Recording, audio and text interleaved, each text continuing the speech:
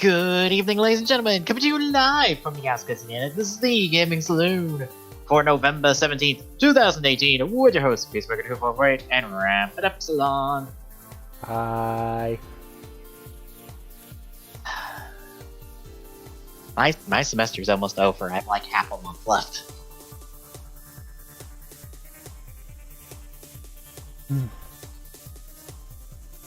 Like, just to put it in perspective, folks. Like, I only have classes next Monday and Tuesday, which I have a test on both days, because, of course. Then I'm off for the rest of the week. I don't come back until the following week, where I only have, like, 2 weeks left then. Or, no, I have a week and a half left. My last day is the 5th. Study day, which is, again, a day off, is the 6th. The 7th is the first day of the final exams, and mine aren't till the following week. I believe Wednesday and Thursday the following week. And then, assuming everything goes well, I graduate on Saturday.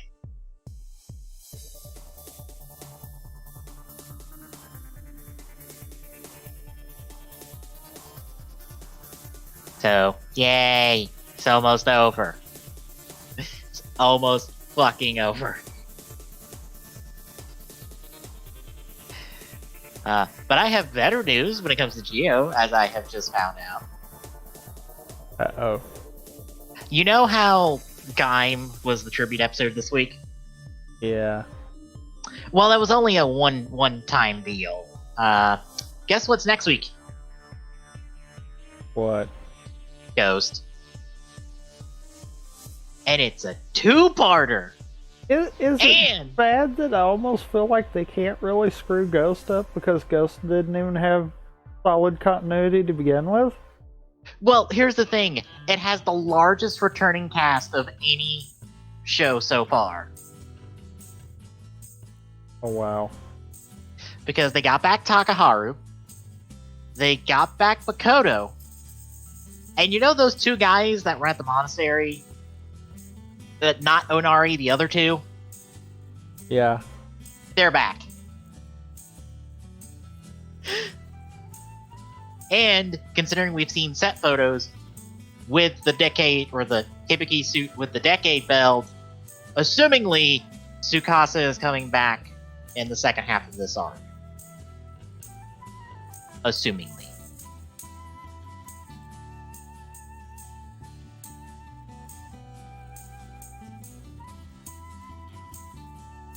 So, are you excited? Eh.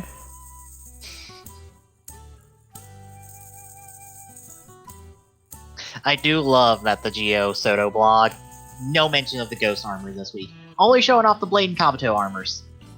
Which, the Blade armor comes with a little Taka watch gadget, Ride Watch gadget, that you can have for your Soto figures. And the Kabuto one, have to scroll down here. It comes with the G-Can axe in its axe mode. Or no, it's, is that its axe? No, yeah, that's its axe mode.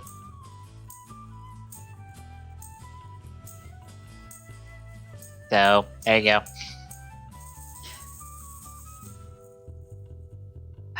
I have things to say about Geo. We'll get to it at the end of the show. But before then, Tommy, what have you been playing? Honestly, not a whole lot. Like, I've managed to knock my, which I've got to upload it, but I managed to knock my 80% PB down a little bit more. But outside of that, not really much. The mobile stuff really for me.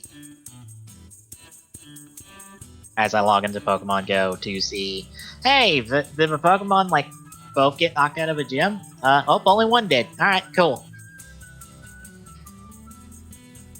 like playing that mainly in Ruby, which I still find fun.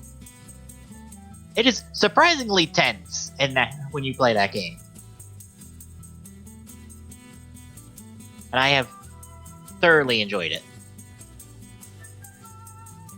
Honestly, other than that, not a whole lot. And it probably won't be a whole lot until, like, I finally get Smash in, like, a few weeks. Because then it's like, oh, all I have to do is study. Good. That's, like, the easiest thing I can do.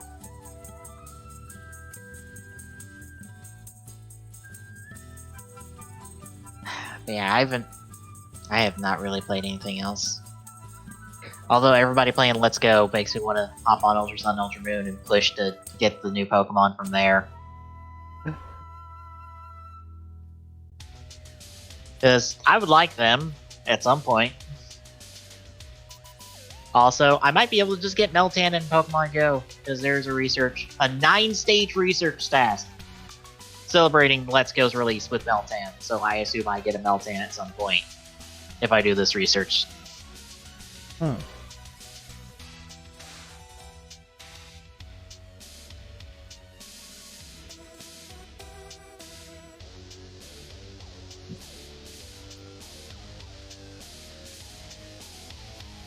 Stage 8. 8 of 9 gives me the Meltan. Alright, yeah. I'm on stage 2, which I need to get 2 candies from walking, do 10 great throws, hatch 3 eggs. Of course there's Catch a Ditto. Of course there's Catch a Ditto! Fuck catching a Ditto! God damn it! Well, you gotta catch a Ditto to get Ditto Nut, I mean... Catch 5 Steel type, catch 5 Electric type, okay. Evolve a Grimer. Ugh. Catch 5 Slugma or Gulpin? Okay. Evolve a Magnemite. Great, I need that. They decided that a bunch of the Gen 4, like, from Gen 4 evolutions from previous gens, they're all going to require this one specific stone now instead of 5 million other resources, or you just get to evolve them. It's the most annoying thing in the world. Like, I could evolve Rosea? I can't remember the name offhand. The Rose Pokemon into its evolved form from Gen 4. Nope, I need a stone for that. Evolve Honchkrow into its evolved form. Nope, need a stone for that. Got all the candies, I need stone. Fuck, stupid. Let's see, evolve a Magnemite into a Magnezone. Yay. Evolve a Drowsy, catch a Cubone, evolve a Scyther.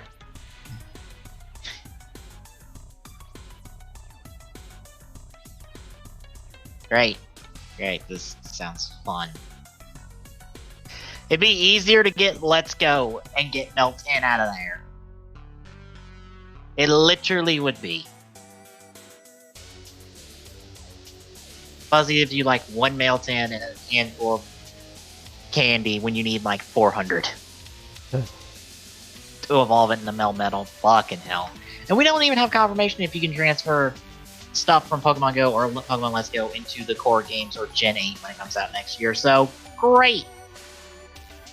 Ugh. I think I might just be waiting for confirmation of that. But otherwise, it like, have you checked out any Let's Go stuff since it came out? Nope. It looks fine. It looks easy as fuck, but it looks fine. Like, if it wasn't $60, and I wasn't already getting something else around this time, maybe on a discount, like with Ultra Sun and Ultra Moon. But right now, no. I've seen Fallout 76 be hot garbage, and I'm kinda not surprised.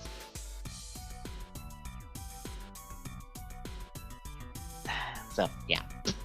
Shall we talk news then? I guess we.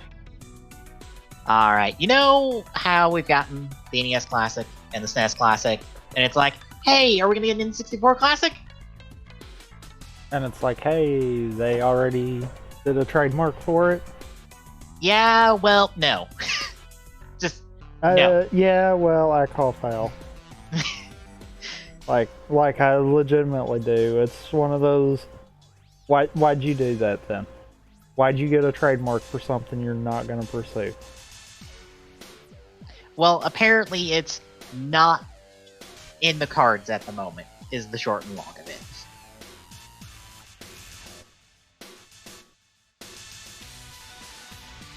Code word for they couldn't figure out a good way of doing it right now without just trying to rush it and be crap. So it will be the hot Christmas item next year.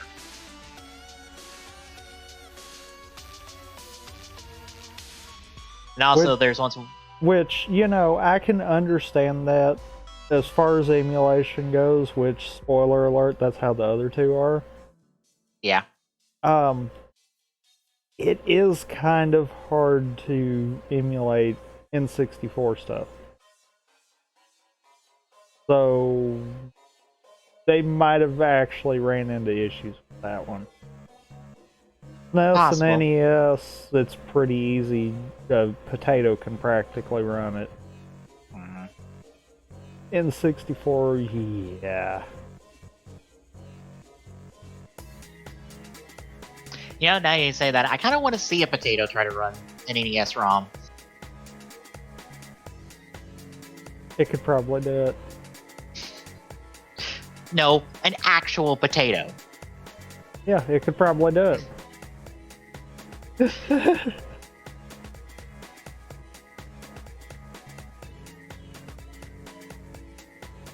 Yeah, and I also mentioned once more about the DLC characters. There will be no fan polls, which Sakurai has already confirmed that the DLC characters have been picked. Like, we know who, like, they know who they're going to be putting out as DLC. They just have nothing to show for them. Which, who are you feeling for that? I don't know, honestly. That's kind of a good question. I know Game Explain, in their video talking about it, one of them suggested Rex and Pyra from Xenoblade Chronicles 2 because, hey, there's a Mii costume here, but that doesn't mean that we won't have a fighter because apparently the Crom Mii costume is still in the game. It was either Crom or somebody else who's on the roster at the moment. Their Mii costume is still in the game. Which is one of those, that's weird. Granted, didn't we have Mii costumes of existing characters in Smash 4?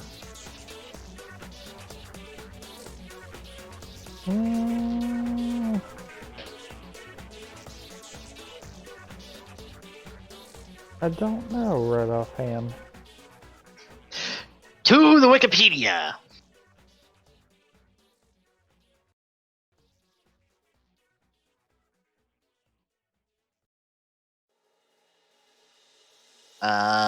Yes, there's a Link outfit for the Sword Fighter. And it's regular Link, so...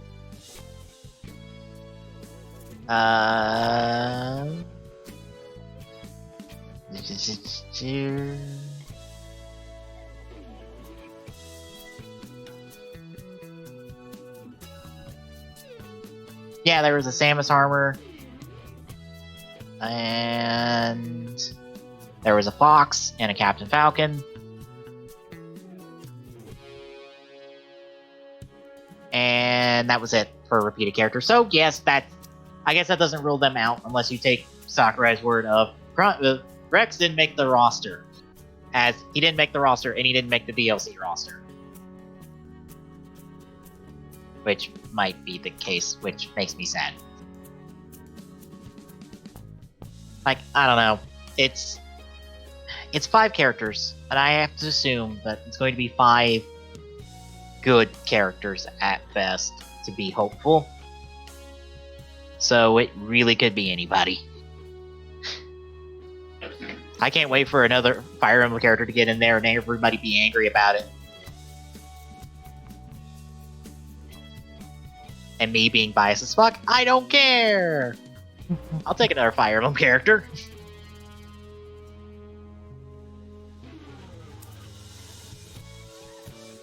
But it's been a while. Shall we talk about some FNAF? I mean, do we have to? Well, apparently they're getting console ports for the FNAF games. Let me guess. Xbox One and PlayStation 4? And Switch and mobile. Oh, I was gonna say, because, you know, putting it on the Switch would make sense, and it's already on mobile? Is it? Yeah. Oh.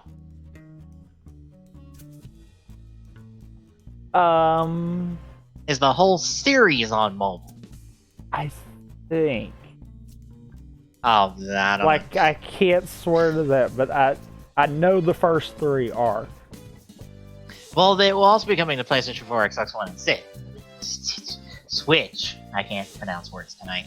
I mean, the Switch makes sense. Mm-hmm. Xbox One and PS4, I'm a little more on, like, I don't know if that would work as fluidly. I mean, the Switch, you could play it in handheld mode and it would feel like a mobile game. It would probably work pretty good for that. But, yeah. Well, the PS4 gives you PlayStation VR, which I'm sure everybody wants.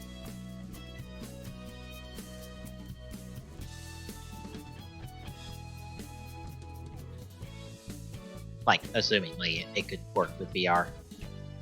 But also, apparently, we're getting a AAA game that is currently 0% complete. So, question. By the way, it looks like... Is there 6 or 7? I honestly don't know.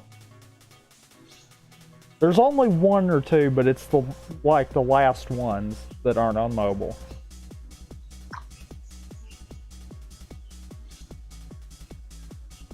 And the one There's that no 6. one speaks about. Or, no, there's 8 of them.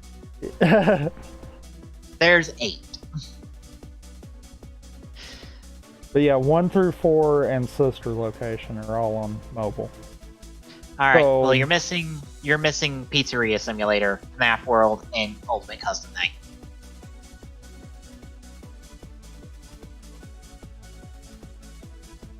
So, I guess the rest of them will come to mobile. we kind of hope so.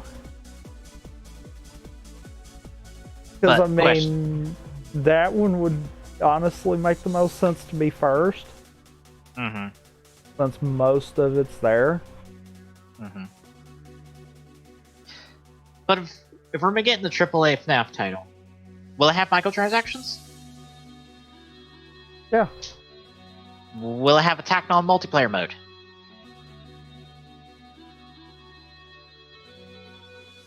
Will it have 12 million special editions? Well, you know why I hummed on that one? A multiplayer mode might actually be interesting if it's done right.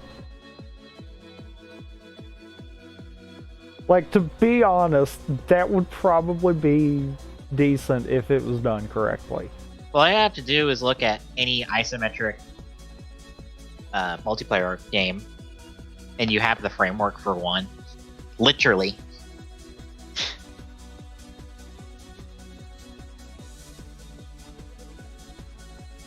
Yeah, if this thing doesn't have microtransactions, a tacked-on multiplayer, and or a tacked-on multiplayer, and or 5 million special editions, it's not a AAA game.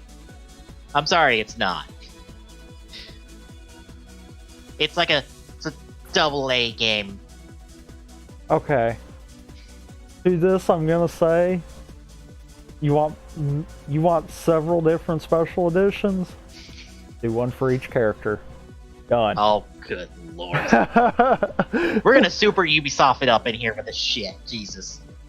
Because they're the ones that really are obnoxious about it. No, you cannot outdo Ubisoft with their fucking 5 million special editions. No, but you can come close. When you got a spreadsheet shit, you know you've reached the Ubisoft tier of special editions. When you got a spreadsheet, what the fuck you're getting, and also find out you're not getting everything, even if you buy the most expensive one.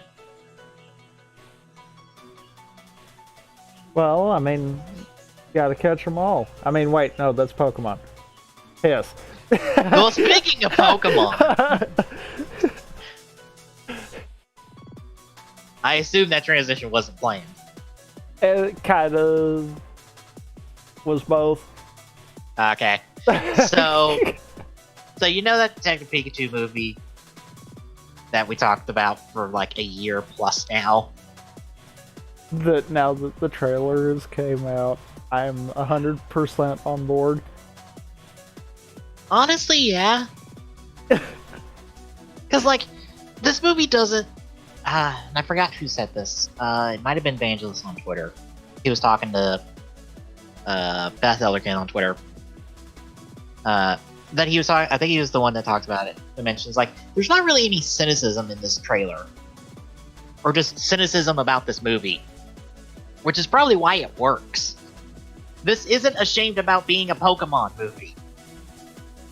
And they're fully embracing the fact that this is a crazy idea. Yeah. Like, the one thing I was, like, kind of meh about this trailer initially was how fluffy Pikachu is. But I've had a realization.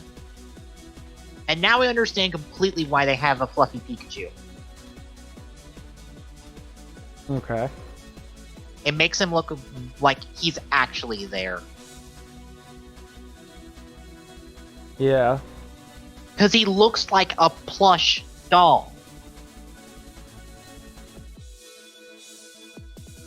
Because you look at Charizard and Greninja... That's why all of them look like super fuzzy. Well, I couldn't only put the my ones that finger are on that, though. only the ones that have actual fur are fuzzy. Where Ninja and Charizard aren't fuzzy at all. They're scaly. But I bet they're basing them more along the lines of the plush lines. Right. Which is why Pikachu's so fluffy. It's like, he looks like a plush doll. He's supposed to look adorable. Which is why they made his fur thicker, because, like, bear this in mind, folks. Pikachu normally has fur. It's just short. Well, I mean, Pikachu is a mouse. Yeah. And he has very short fur, just like a mouse does. But this is more like fluffy, like a small dog, kind of. Yeah.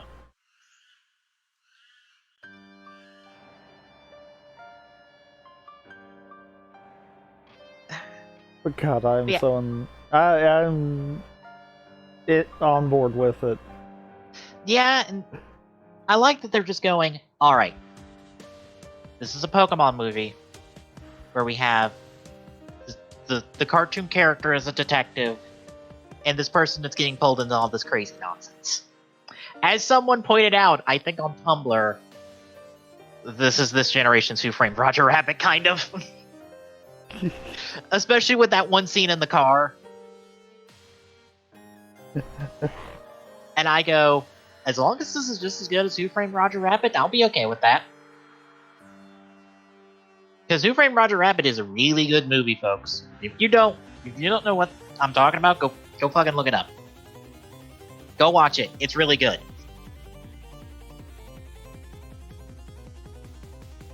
And honestly, like, if this does well, which assumingly it will, because it's Pokemon, it's at least going to do well on that respect. Assumingly. Like, you could honestly make a franchise out of this, or at least a couple extra movies, because, again, just do crime noir and Pokemon and not go as dark as you need or like as you could. Like, keep it light, but go, alright, what's a crime noir plot? How can we do that in Pokemon? Because I think that's the perfect route for this.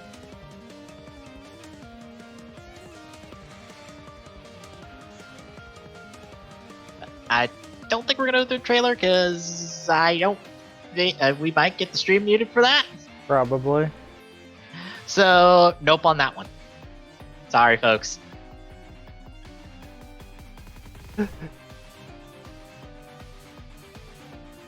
I could not help but laugh at everyone flipping out about this trailer when it came out, being like, "What is this?" And I go, "It's a thing that I've known about. Even people here at the college were talking about it."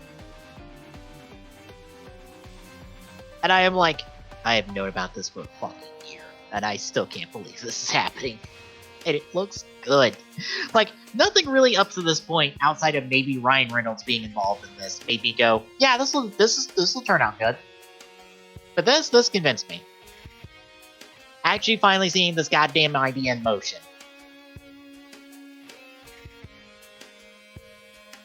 But, you ready to talk about the Game Awards? Do we have to? Well, we're only gonna hit the interesting stuff here. So, the Game Awards are... What is the fucking date for this? Is there no date in this article? Probably not. December 6th. So... we will not be able to talk about it on the next show. But the show afterwards, we will. So the Game Awards are happening, and as usual, they have their nominations that you can vote on and stuff, and is it just me, or sometimes I feel like looking at these, it feels weird. Like, almost every single game on these lists have either come out in the last couple months, or they came out at the start of the year. Maybe.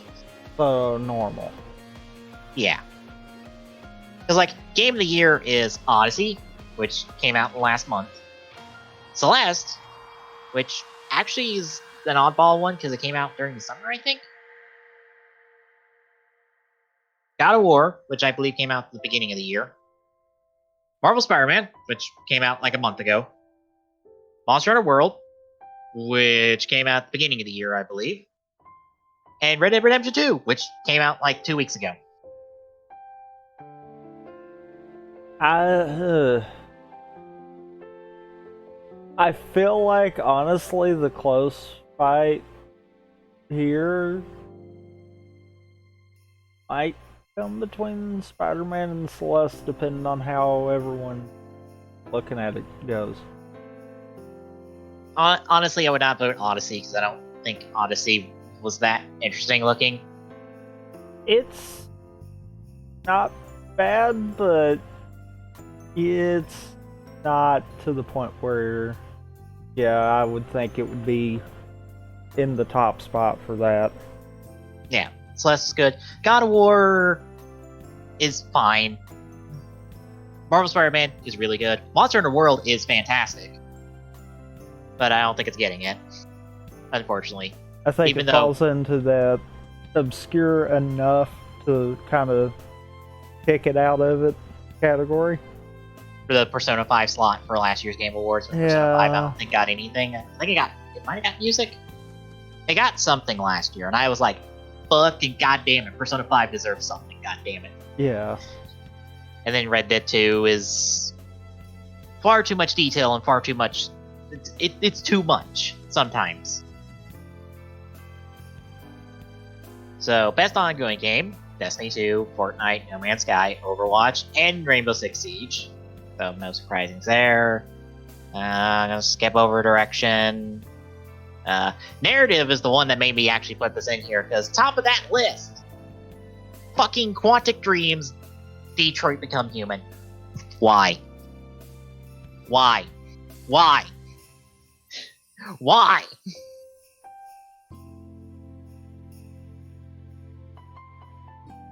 Literally, why? Detroit Human is kind of garbage, especially in the narrative department. And you're telling me it's up for a Best Narrative award? Excuse me? I'm sorry, but no. No. No, no, no, no, no, no, no, no. Bad. Well, I mean, they had to fill out the 5. You could have picked anything else! Literally anything else. Yeah, but it isn't going to matter on the 5th one. Not going to win anyhow. So help me if it fucking wins. I'm done. Plus, look at the category above. It's already in there for 1, so I mean... Yes, Best Game Direction, which... Alright. I mean, if we use that same game in multiple spots, then we don't have to send out another invite to someone. Apparently. Octopath Traveler's in Best Art Direction, which it should totally win considering who it's up against. Yeah. If we're talking about art Yeah. direction, I don't know what Return of Orbidin is, but unless it is stylized. Oh yeah, it's that game. I forgot. You know that old DOS-looking game that Ty was playing like a couple weeks ago, where you were solving the history of the ship. I don't think I saw that. All right, hang on. Let me get you something so you can see what this game looks like. Because yes, this game should totally be in this category then. Because holy shit. I guess I'm linking you the Steam page. It's the best I can do on shorthand notice.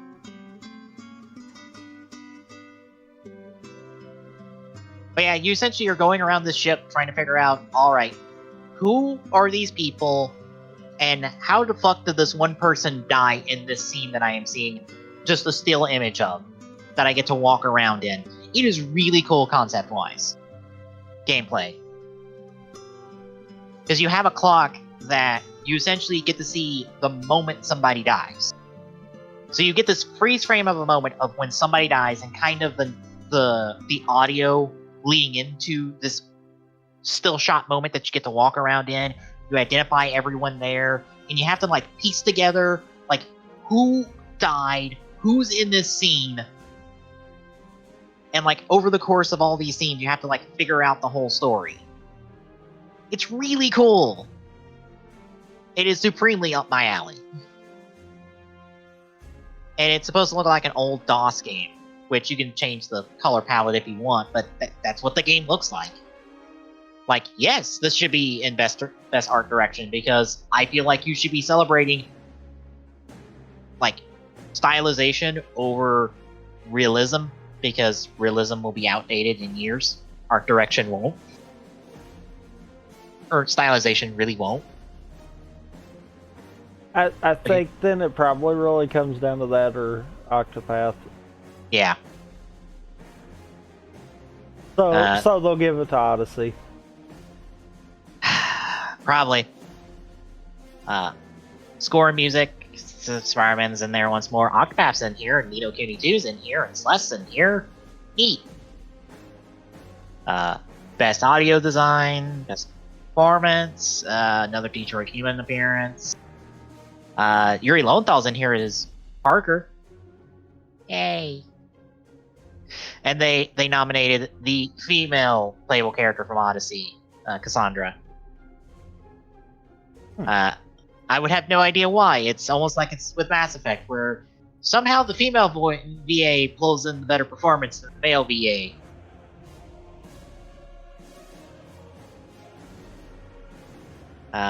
Games for Impact, Celeste is in here, Life is Strange, I don't recognize the rest.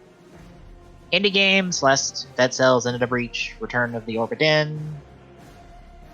We're talking about gaming news stuff, essentially. We're talking about the Game Awards at the moment. Messenger, a lot of good options there for indie.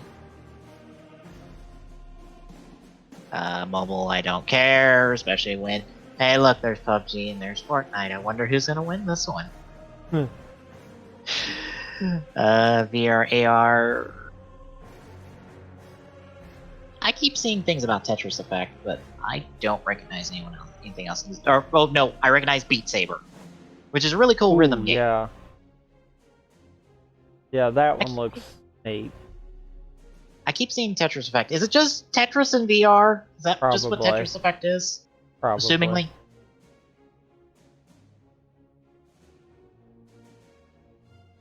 It's stylish Tetris in VR, but it's Tetris. Like, I'll be honest, that's where you have to go with Tetris.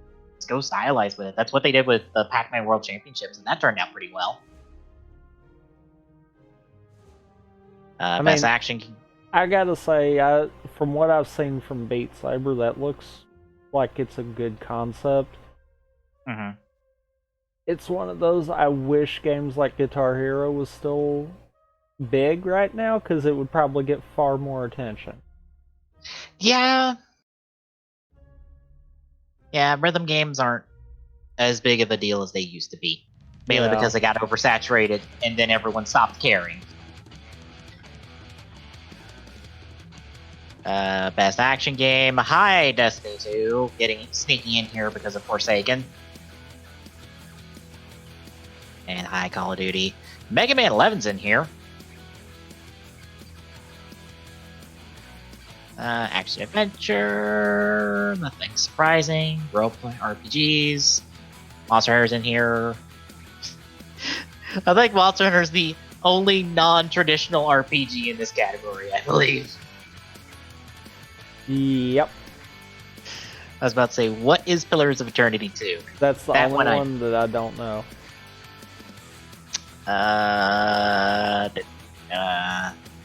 Thank you, website, for not being helpful. Steam, give me a trailer. God damn it. Stupid age gate thing. I feel like I've heard of Pillars of Eternity 2. Oh, it's looks like kind of Diablo-esque. But still, Monster Hunter's the one non-traditional RPG here. That's still kind of a traditional RPG. It's still... Well, it'd be like the one category you could probably throw it into, because Monster Hunter is kind of its own real genre, really. Best fighting game, no surprises here. Cross Tag Battle, Fighter Z, Soul Calibur 6, Street Fighter 5 Arcade. If you really go to Fighter Z, that game is probably the best game out of this bunch. And I hate saying that as a Ruby fan. Going like, please don't give the Cross Tag Battle. I hate their DLC practice. Please don't give the Cross Tag Battle. Please no. I've kind of got a question on the Family Game one. What? Starlink. It's a family game. I mean, where else are we gonna put Starlink on? Action adventure. I mean, we could, but it's a Toys and Life game, so that makes it a family game, right? No. I guarantee you that's why.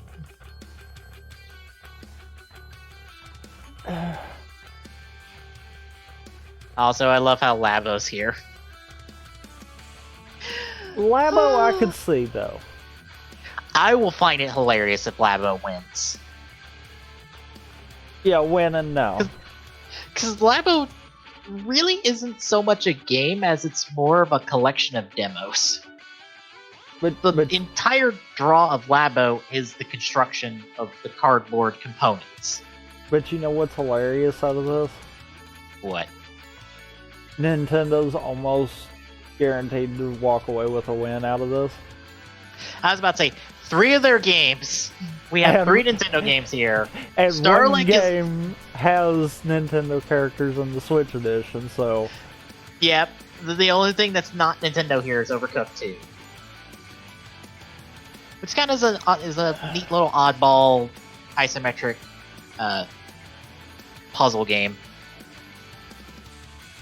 Strategy. Hi, Valkyria Chronicles 4. I'm going to hope for you, but it's probably going to be a no. Sports and racing. Hi, Mario Tennis Aces. Can you beat 3 yearly editions in Forza? Probably. Multiplayer, Black Ops, Destiny, Fortnite, Monster Hunter World, Sea of Thieves. Why is Sea of Thieves here? Why? Out. Out with thee, you boring piece of shit. Out.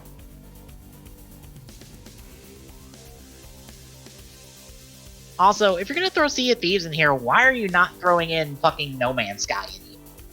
Oh god. That's got multiplayer now. That has like legit actual multiplayer now.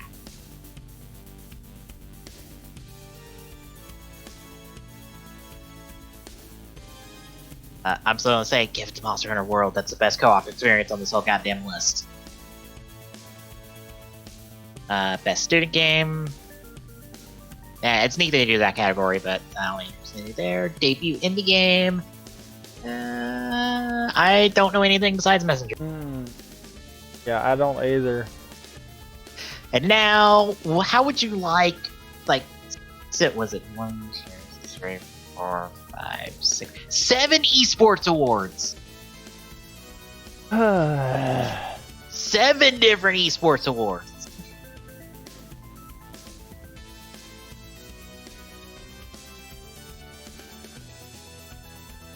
So we've got Best Esports Game, which is CSGO, Dota 2, Fortnite, League, and Overwatch. Why is Fortnite here? Because I didn't think that.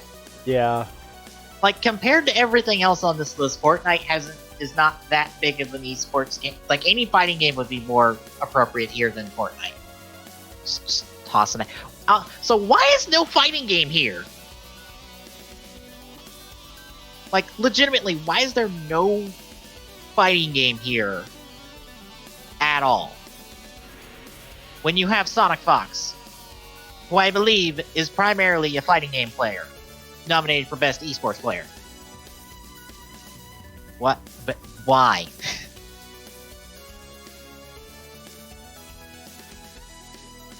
Best Esports Player, Best Esports Team,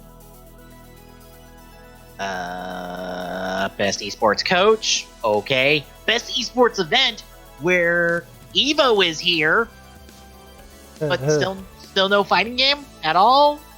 Excuse me? And also, like, 2 game-only events. I don't recognize the International 2018, and I don't recognize E-League Major Boston 2018. International is Dota. So that's 3.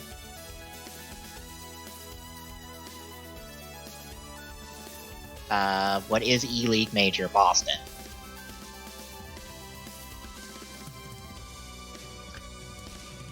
That is Counter-Strike. Why is... Okay, that seems a bit unfair. EVO, all the fighting games. Everything else, 1 game event.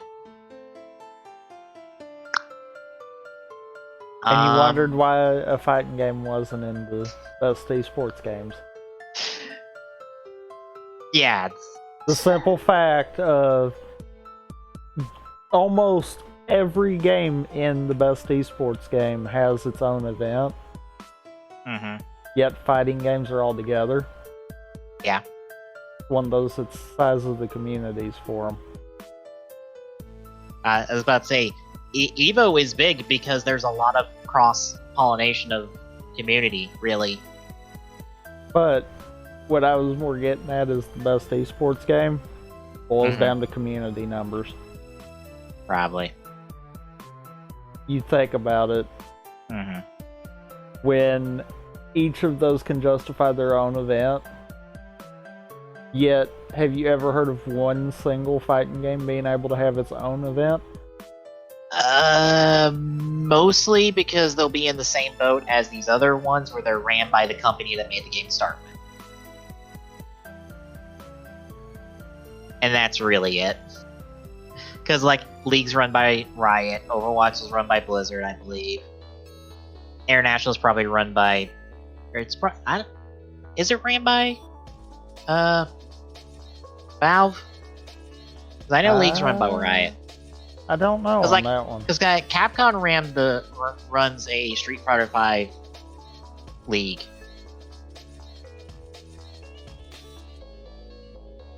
Like, there are single game competitions for fighting games that are, like, noteworthy enough, but, like, for what is on display at these events, I believe EVO has the more content and the better content, let's be honest here.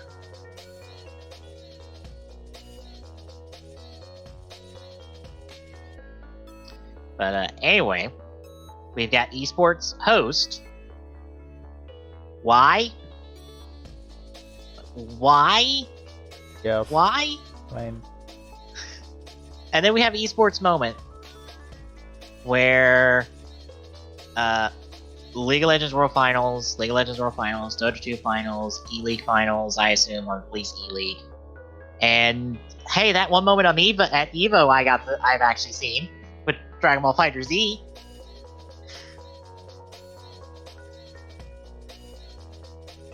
And then Community Award, where, hey, we're gonna highlight some content creators. Yay.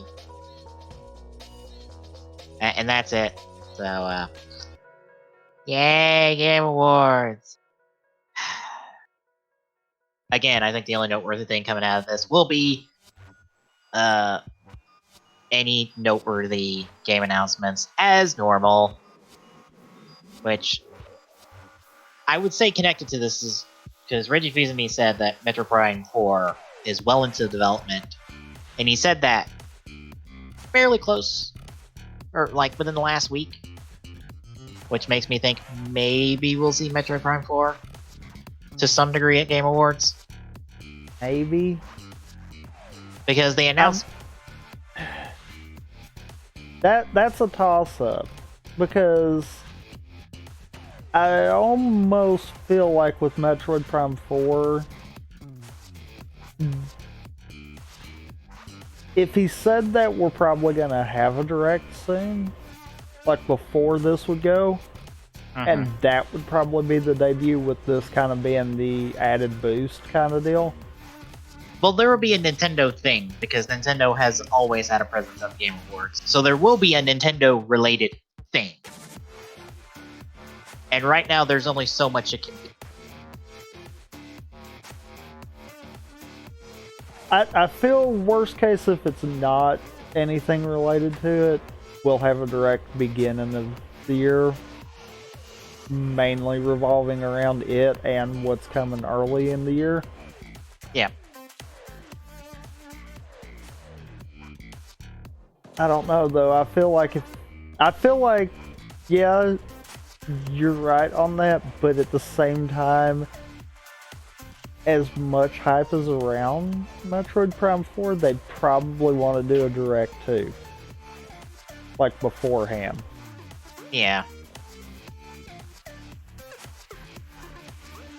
I don't feel like that would be something to do like a debut during the Game Awards and just kind of quietly walk away. Like they did with Bayonetta 3. Where it's like, hey, Bayonetta 3 is coming, where we straight up killed Bayonetta in the teaser. Like, she got straight up murdered in that teaser.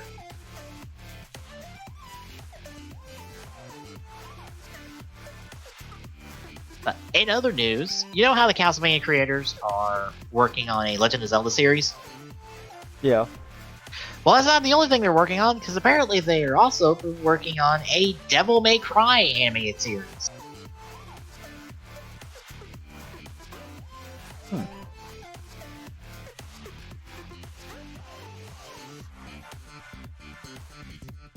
Also, there is talks of a cinematic or multiverse? Excuse me?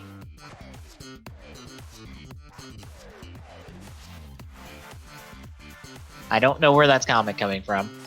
But yeah, the Devil May Cry animated series, which is actually wouldn't be the first Devil May Cry animated series. We've had one before. I don't think it was an adaptation of anything from the game. I think it was its own plot, really. I think it might have been canonical to the games. I don't remember that part. So yeah, are you excited to see, I assume, proper Dante, not DMC Dante, in an animated series? Done by the Castlevania crew. It might be interesting. I like the Castlevania Netflix series because I've watched season 1 and season 2. I think season 2 is better because it doesn't feel as disjointed, or it feels like we kind of went somewhere with season 2 where season 1 went, oh, we're just kind of getting in here now. Whereas season 2 felt more like an actual, like, season of a show. Whereas season 1 felt like a lot of pilot stuff. So yeah, I'd like to see this. I'd like to also see the Legend of Zelda one, see how that goes.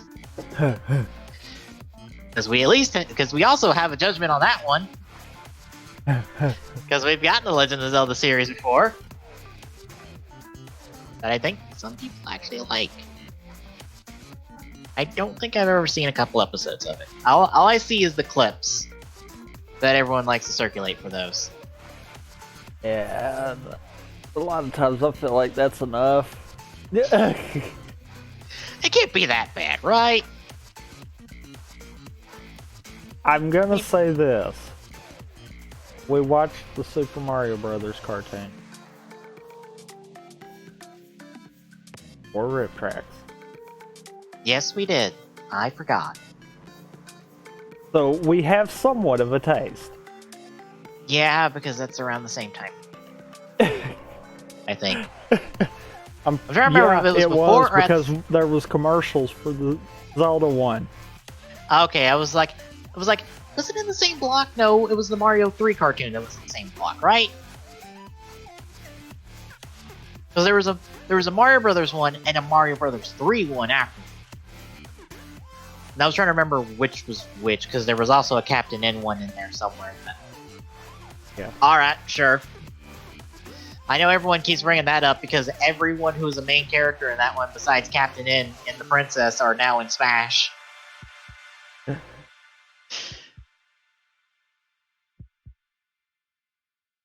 Actually, I think just about every character from that show is now in Smash. To some degree, at least, mind you. But we have some bad news for all you 15 fans out there. You know all that DLC you were kind of promised to have coming out over the next year? Yeah, so goodbye to like 90% of it outside of episode Arden.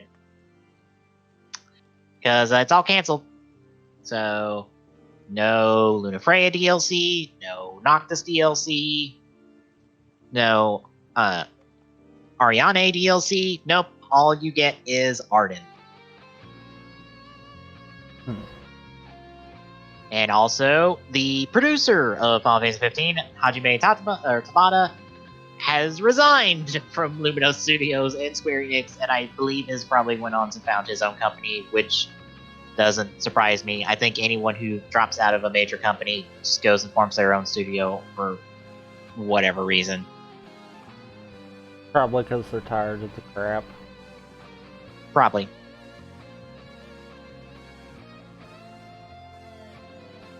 So, how do you feel knowing that 15, the DLC train has been jettisoned off the tracks way early? Kind of glad. Because then that means they won't turn 15 into 13. True. Because, like, really, that's what kind of happened with 13. They just kept going, and couldn't let it die. Mm-hmm. So maybe this will kind of spur them to be like, let's go on to something new. Well, 14's got its new expansion that got announced this weekend.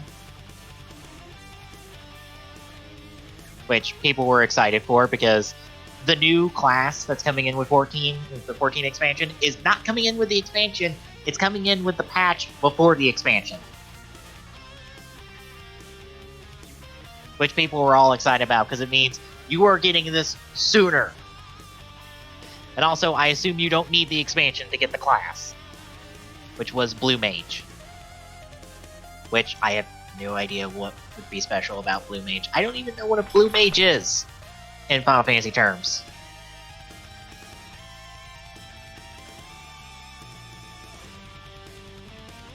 So, yep, 15's to an end. Maybe I'll finally sit down and actually play through all of 15.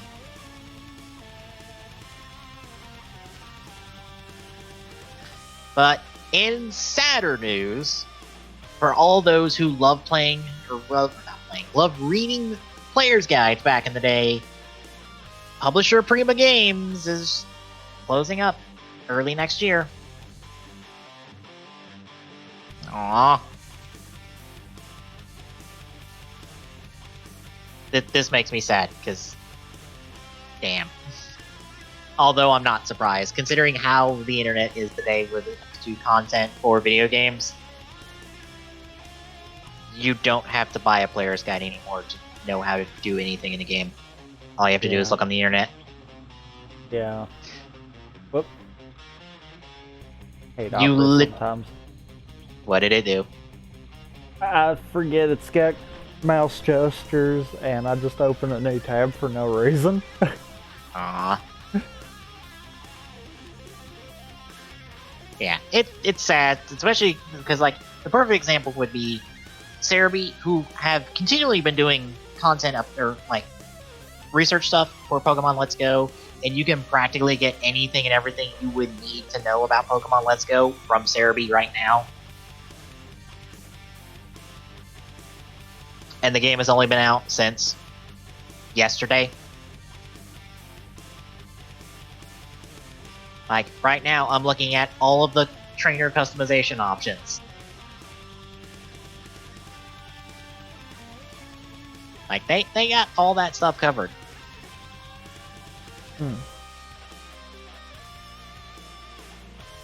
Yeah, it's sad, but I'm not surprised. But Core went out for you, Prima.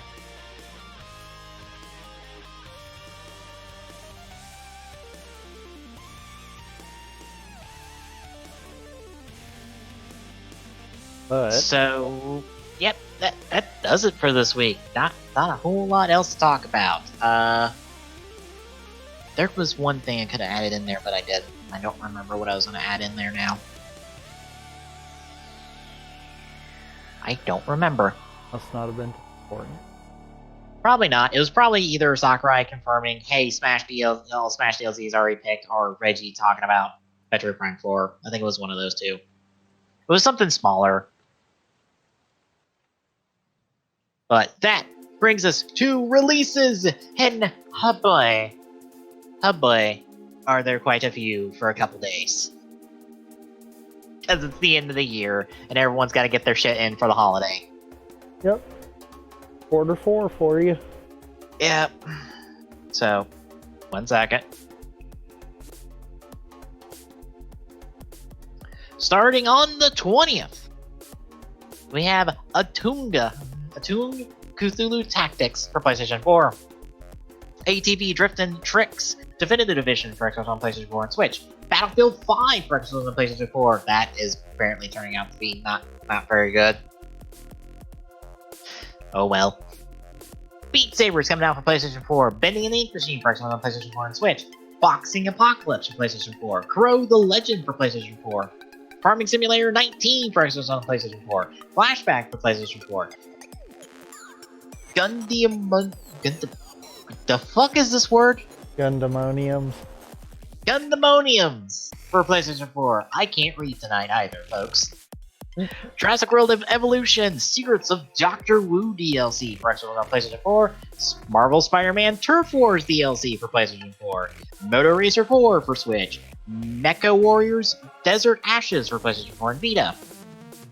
Omen of Sorrow for PlayStation 4. Slayway Camp Butcher's Cut for Vita. Stormbay for Switch. Squishies for PlayStation 4. Valkyria Chronicles 4, The 2 Valkyria DLC for Xbox on PlayStation 4 and Switch. Warframe for Switch, and YouTubers Life OMG Edition for PlayStation 4 and Switch. And yes, your PlayStation or your PC account will transfer over to Switch Edition. On Warframe? Yes. Ooh. I don't know if there's crossplay, but you could just log in with your PC account and you got all your shit. Ain't gotta worry about that. To be fair, that would be far easier when we go back to Warframe. Yeah, it would. Granted, when I get my new computer, Warframe will probably run like fucking ultra settings 120 all day, every day. Well, then hope for crossplay. Because Yeah. I'm sorry, I would prefer to have games on the Switch. Even though Fortnite's a little bit buggy when it comes to the netcode on Switch, it's not bad enough for me to be like, no, I don't want to play it. Yeah. Mainly because I'm not serious with Fortnite. Oh, yeah. Like, if I was, then yeah, sure, I'd probably play on PC. Mm-hmm. But I'm not, and it's like, eh. I got like 2 weeks to wrap up all the challenges. There's only about probably like 3 weeks left in the season. I would like to try to get all the challenges, but like if we get another stream like we did like Friday with Fortnite, fucking I'll just blow through most of them again. Oh then. Although there is one for pigeon shooting, and apparently that's hard as fuck. Honestly, I'm either just about at or over the amount to get the next battle pass for next season. So, like, if I do this again, I will have paid $9, and then I will essentially have had the battle pass for life, as long as I keep earning V-Bucks. Which I think every season they wind up giving Battle Pass players enough V-Bucks to basically keep it going. Pretty much. Which is insane. It's like, so you're telling me it is, but it's not. It's kind of a gamble. Yeah. Because some people will pay for the Battle Pass and then they might drop off the Fortnite train for a little bit. So they'll have to pay for another month. But then you got people that play it a lot, or are doing like how you're seeing, where it is pretty much paying for itself. Yeah. And they're going to pretty much keep it for life. As long as I play enough to always keep that $9, like, essentially refunded to me, I will never have to pay another dime in this game unless I want a very specific scheme. Which is kind of funny. Yeah. Which is why I say it's insane, because it's like, if you play your cards right in this game, you will never pay more than $9. You will never have to pay anything else ever again unless you want something very specific. That... Huh. But anyway, coming out on the 21st, we have Desktop Soccer for Switch and Storm Boy for PlayStation 4. On the 22nd, we have Adventure of Bertram Fiddle, Episode 2, A Bleaker Predicament? Predicament? Predicament. Yeah, no, I said it right first time. Predicament. The fuck is that pun? Also, the fuck is this game? Because it's coming out on Switch.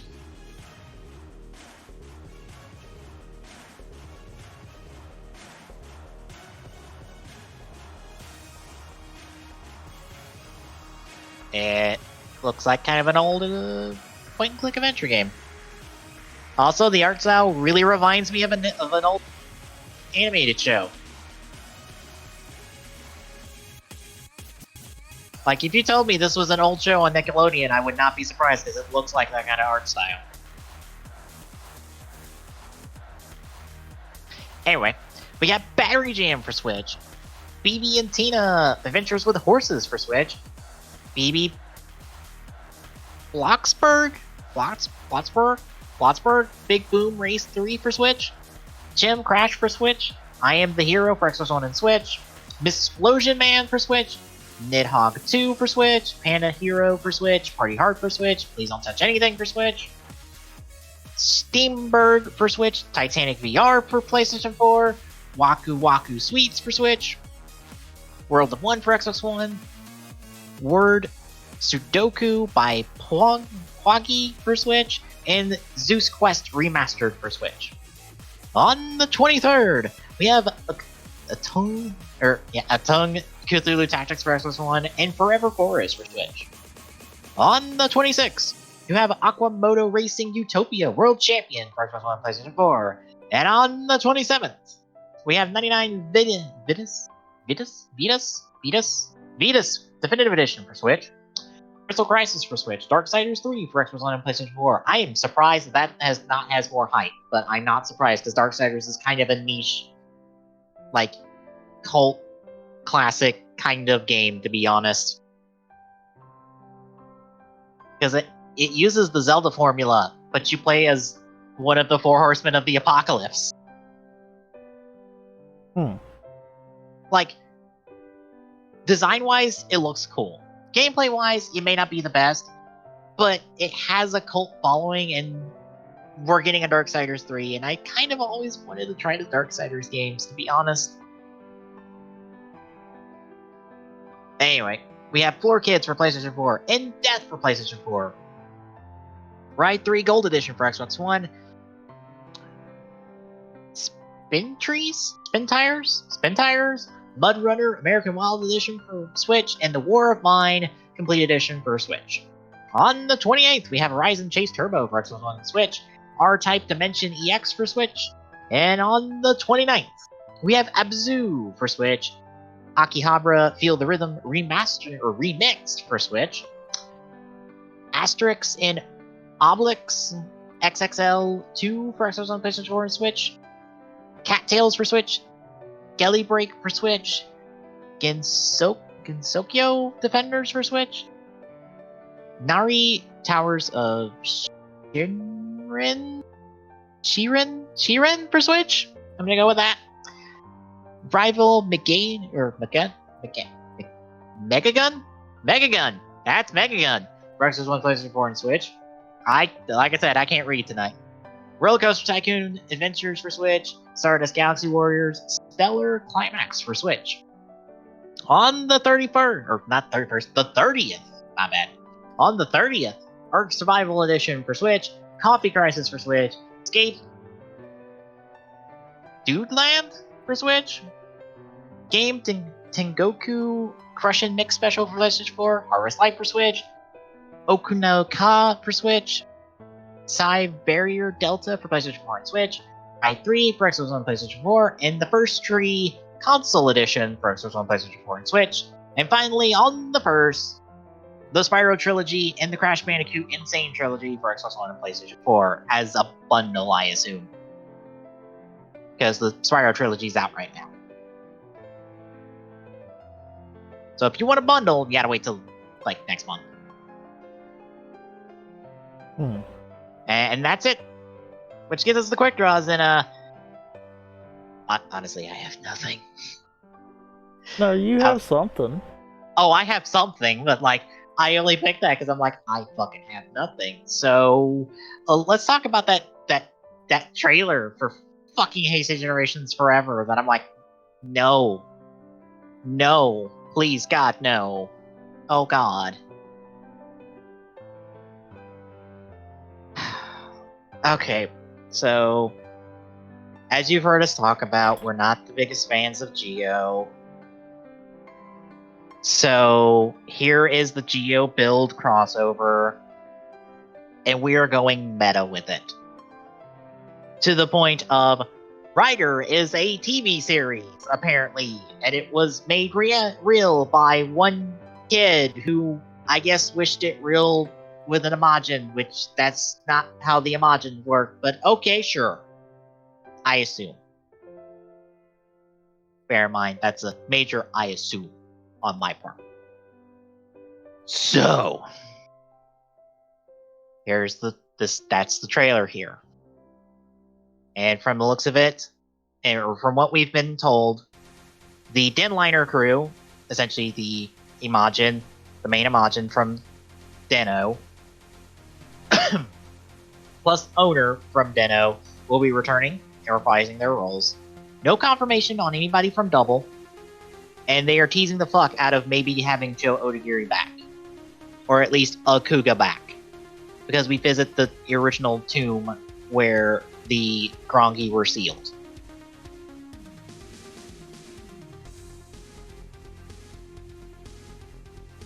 So, yeah. This is where we are. How are you feeling?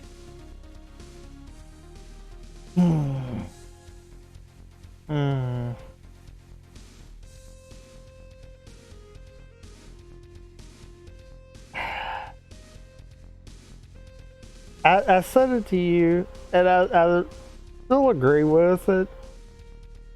It explains Geo. Like, this movie fully explains Geo and why it's doing some of the stupid stuff it's doing. Unfortunately, it's going to be a stupid movie in doing so. Yeah.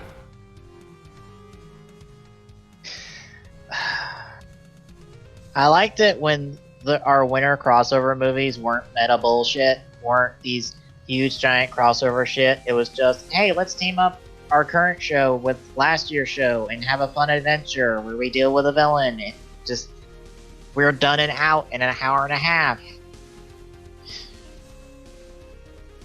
Not, let's try to apply real world bullshit to a fictional universe because that totally makes sense and is not. It doesn't make my head hurt. Because that's not how this works. Like,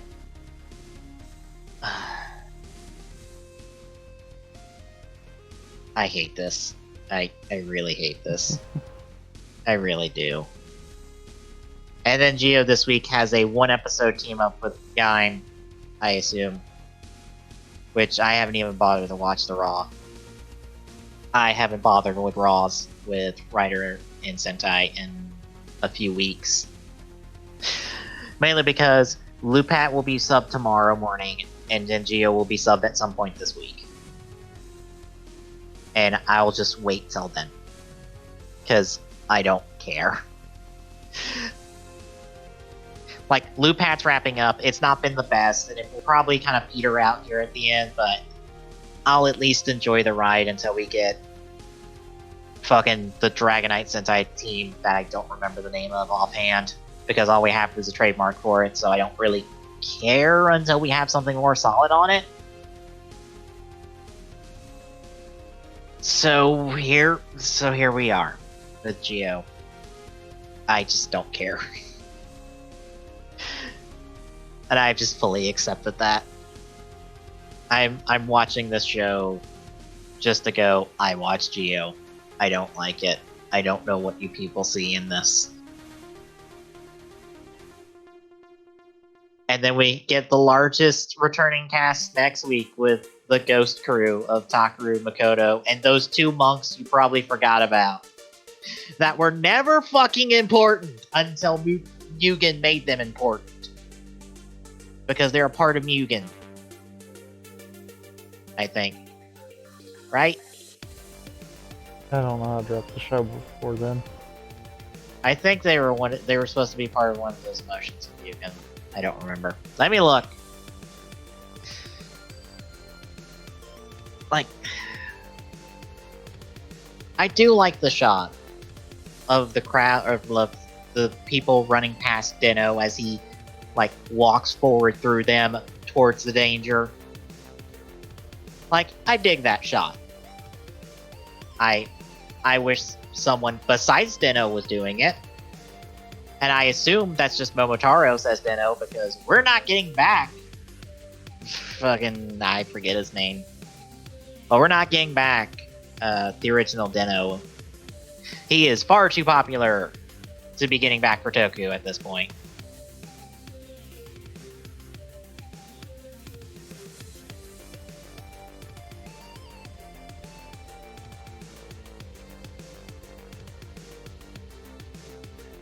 So, yeah.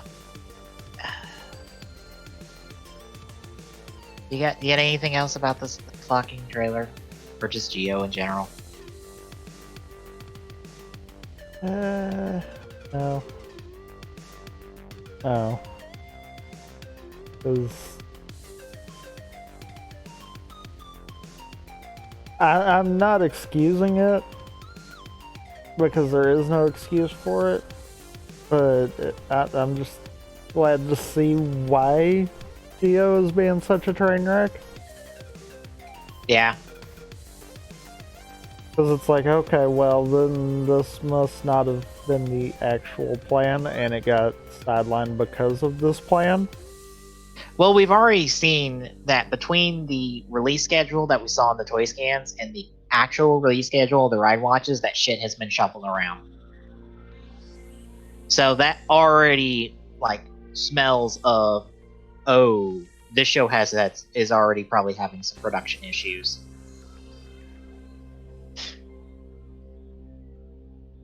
Yay. Yeah.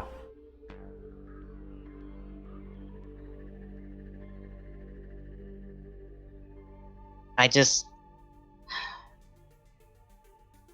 would love to be out of this arc, because maybe Geo can improve when it's not having to shove all of these different guest stars into a show that it really doesn't want, because it does nothing with any of them. It really doesn't.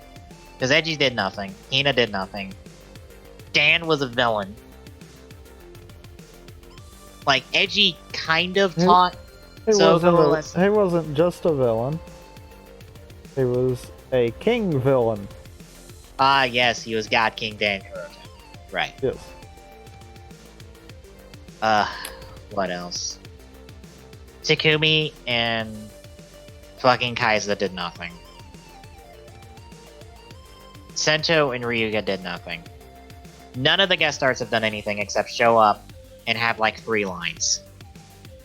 If they even get to do that. Like, I can't be excited for anyone showing back up in the show when none of them get to do anything important in the plot. None of them. None of them get to do anything besides hand Sogo the fucking win button for this week. Or in this case, the win ride watch for this week. That, by the stuff they've established in the show, he handed to them to start with in order for him to win, because time loops. At least I hope that's still the explanation, because they haven't touched on it in a couple weeks. So I hope that's still the case. No, that probably got dropped. Of course, we also have the, Edgy just pulled out Tajador ride watch out of his ass, because apparently Sogo gave him 2, and the other one didn't turn into birth because, I don't know, it didn't.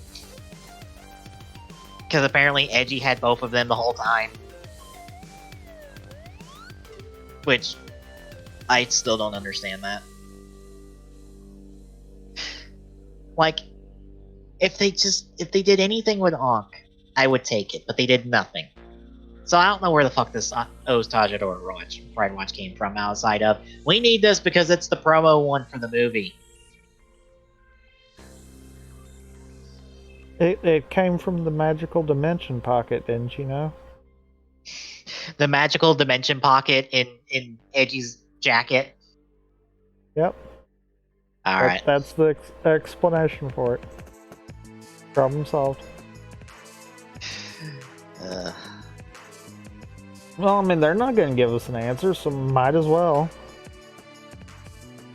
Is it bad that I have contemplated at least doing concept work for a rewrite of Geo 10 episodes in?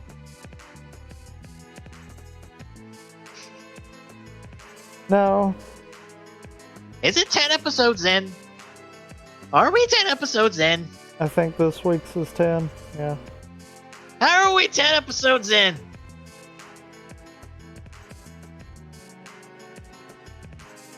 And you know, when I initially said that maybe You didn't need to nitpick the show. I actually thought it could somehow make sense of itself. Nope. You see, the things I nitpicked on were symptoms of the larger problem.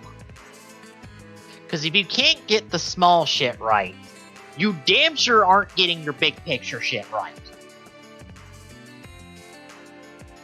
Also, 11 episodes in of this week, as of this week. Ah. How are we only 11 episodes in? It feels longer. It feels like we have had more than 11 episodes at this point, and how much shit we've had to deal with on a week-to-week basis. Because, okay, I don't know if I've said this, but me nitpicking all of the little continuity shit, and the little, like, not respecting the previous series stuff, I do that because that is the easy, doesn't need 10 episodes to develop problems. Now that we're 10 episodes in, now I can pick apart how Sogo really doesn't have a character, he really doesn't have a point, he really needs a motivation, he really needs a defining moment, he needs something, because otherwise he's some big doofus that's gonna get everybody fucking killed. Well, that is his point. That is an entire point right now, and that is a horrible thing to have for a main character that I super don't care about, and kind of wish Gates would take his head off now. Oh, after that stupidity with the other week where he just decided to literally hand Gates his driver on a silver platter, it's like, yep. Without letting them know ahead of time that he was going to do that, it's like, oh, yeah, no. Kill him. Finish him. Tsukiyomi has nothing, and she's literally just around to be the girl. Because she has no established reason on why she's siding with Sogo. Why she's sticking around. Why she's not like Gates and going, fuck this bullshit. Because she hopes he won't be like that. Why? How? She has nothing. Gates has 3 seconds that maybe will be followed up on that explains why he's kind of a dick. Sorry, that was reflex. You thought the show would follow up on something? What? I said the show might follow up on. I don't think it will. But at least it has it won't. Yeah, at least Gates has the hint of a backstory at this point. The hint of a backstory, which is more than the rest of the cast has at this moment. Waz is playing everybody like a goddamn fiddle, and hilarious. And he is probably the most interesting character here because he's the one that actually has a point and has a motive. Except, I'm going to say this. You say that, yet at the same time, he might also be the most bland character here because we know nothing about him at all. Very true. So he's in the same boat as everybody else. I mean, that's what... No, what's bad is we at least know why Gates and Tsukiyomi are here. We know why Sogo is continuing down this path. We have no idea why Waz is here. Yeah. Outside of he wants to preserve the timeline, which... Alright, fine, you read from your empty fucking book, which is blank. I'm sorry, until you prove otherwise, that book is blank. You've already shown it's blank. Fuck you, show. I don't buy it.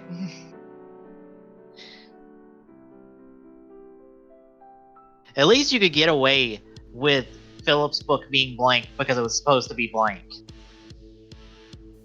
Which, for all I know, this is all one roundabout reference to double.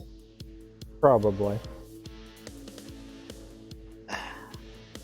Let's see, what else? Time Jacker are a bunch of fucking imbeciles, and they are the worst goddamn villains we've had in years.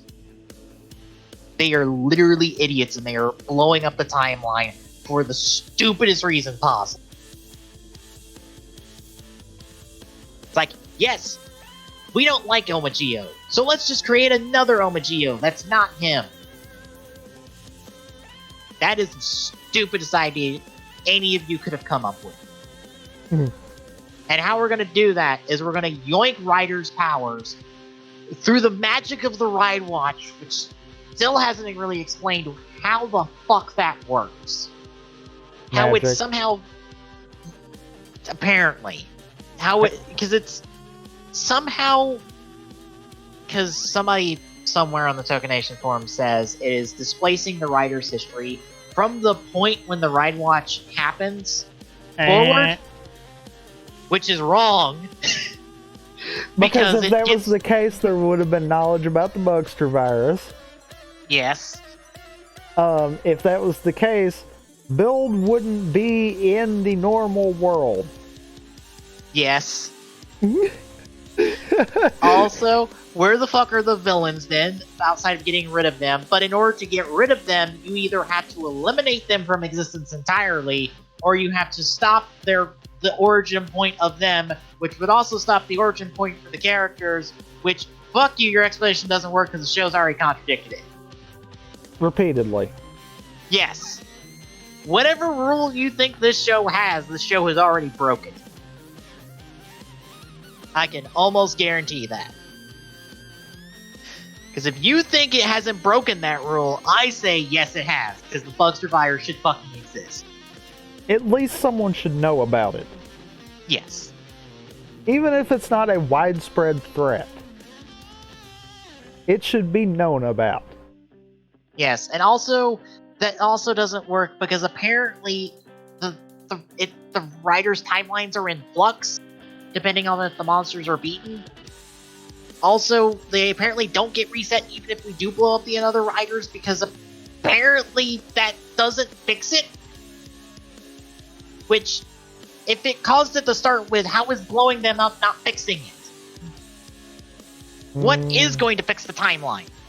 Because the timeline still broke. And the show still hasn't acknowledged that point. Okay. They have and haven't. Like, it's not been a definitive, this is exactly why, but it's been insinuated that the ride watches that Geo and Gates have is actually what's still keeping it in flux. Why? Yeah. Why is their ride watch keeping the timeline in flux? Uh-huh.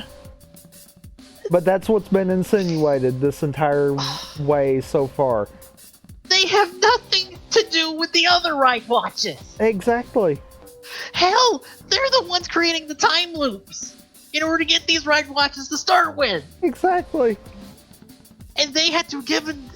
In order for this to work, they would have to give them the ride watches before they got eliminated. In order for the timeline to not be... Oh my god, this fucking show. Uh-huh. Like I said, it's not been definitively stated, but it's been insinuated countless times so far. And it's like... problems. No. Please. Because, you know what?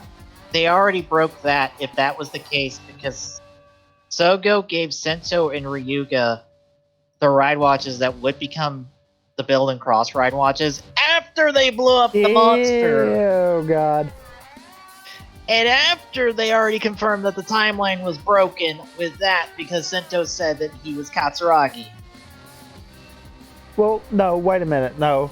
Hold on. No. You're actually wrong. That was still in the proper time for giving the ride watch. Right, but it was after they did the fight. True. So it was after the point where they lost their powers. So then that means that the ride watch can be given to them at any point. Which, why is it still keeping it in flux then?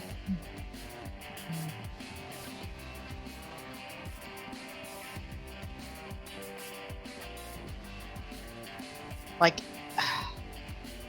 also, like, is it per character? Like, then if that's the case, what is the Tajador keeping in flux? Like, not existing?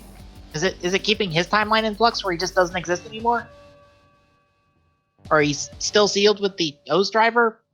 Maybe? Fuck this show. That is all this really just boils down to, is just fuck this show. Fuck this stupid dumb show and its stupid dumb rules that it constantly fucking breaks. And it can't keep consistent. Ugh.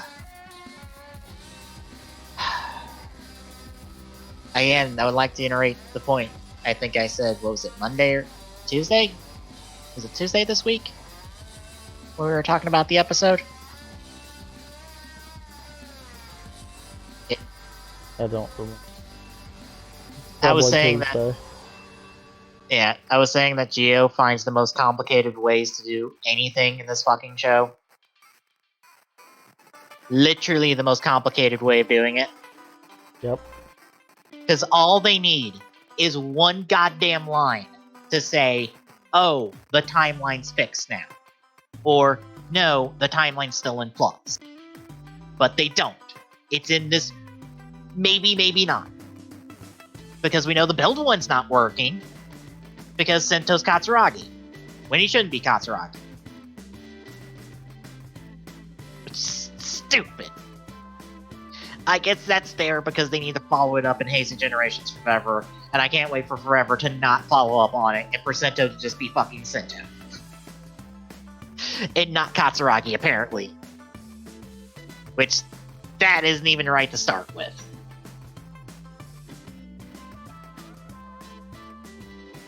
At least on a character in without getting into the fucking continuity of it.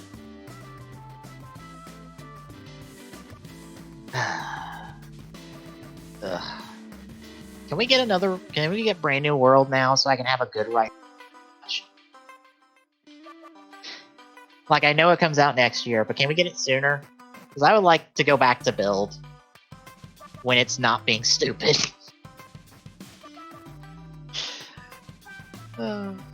Fuck. Anything else? No. Alright. So, unless you have a quick draw. Nope. Then... I love how you transition to that, knowing that I would add it to the doc. I know. I figure I established it anyway, because it's not like our notes are on the screen at the moment.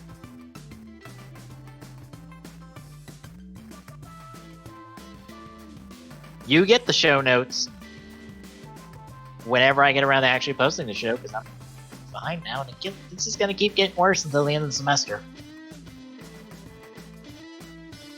Or I'll finally sit down over Thanksgiving break and finally get everything fucking updated. But yeah, that'll do us for us this week. Over the next week, I'll actually do the Odyssey stream. As long as I'm not tired after driving home on Wednesday. Yay.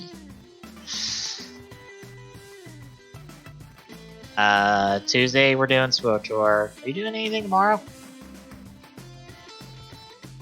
Probably not. Alright.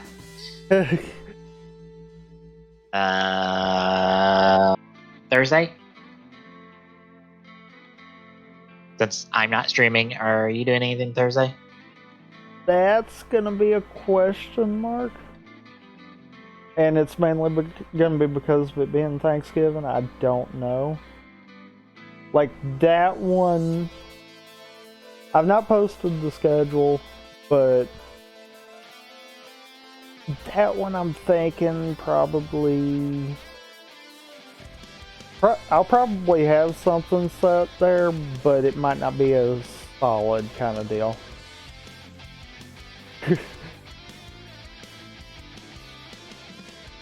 then we'll have to figure out Friday, and I'll think of something for Rampant Gaming. Something.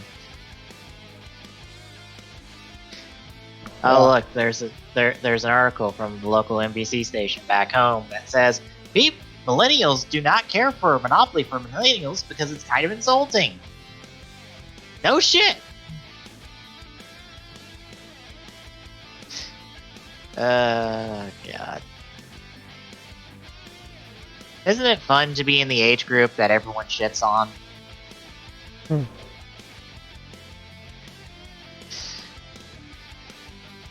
So yeah, that's the next week for us, folks. So see you then, and we'll see you in 2 weeks for when we do this again. And maybe Geo will be better.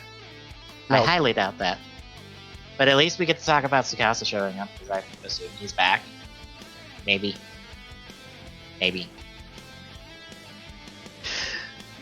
See you then, folks.